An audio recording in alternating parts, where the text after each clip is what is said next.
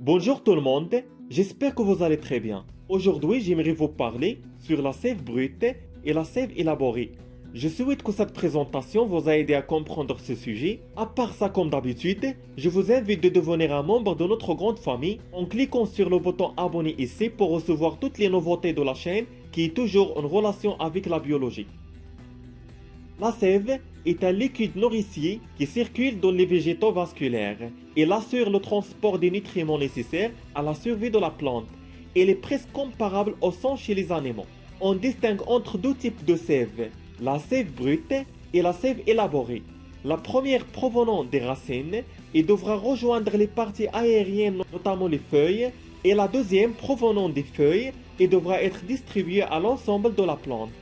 Bien que les racines jouent un rôle de fixation des plantes dans le substrat, ils jouent un rôle primordial dans l'absorption de l'eau et les sels minéraux qui existent dans le sol via les poils absorbantes. La solution minérale absorbée monte grâce à la transpiration de la plante et qui dit transpiration dit un mécanisme continu, naturel, qui permet l'évacuation d'eau sous forme de vapeur au niveau de petits orifices situés à la surface des feuilles s'appellent les stomates. Le monde de la sève se fait à l'intermédiaire des vaisseaux formés de cellules mortes, s'appelle le xylème, jusqu'à les parties aériennes de la plante, spécialement les feuilles. C'est tout simplement la sève brute.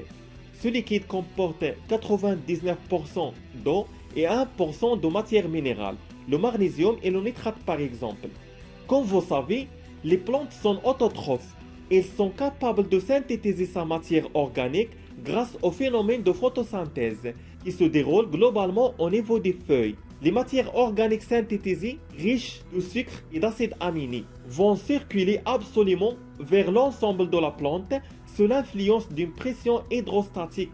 Et qui dit pression hydrostatique dit la force exercée par la sève élaborée sur les vaisseaux conducteurs ou laquelle il existe. La descente de la sève se fait à l'intermédiaire d'un tissu conducteur formé de cellules vivantes, s'appelle le phloème, jusqu'à les racines. Ces organes sont capables d'accumuler temporairement les réserves organiques qui ne sont pas utilisées, notamment les sucres. On parle ici de la sève élaborée. À noter que le xylème et le phloème sont de petits vaisseaux distincts, serrés les unes contre les autres et se trouvent dans les tiges et les nervures des feuilles. Néanmoins, la vitesse de transport de la sève élaborée dans le phloème est inférieure à celle de la sève brute dans le xylème.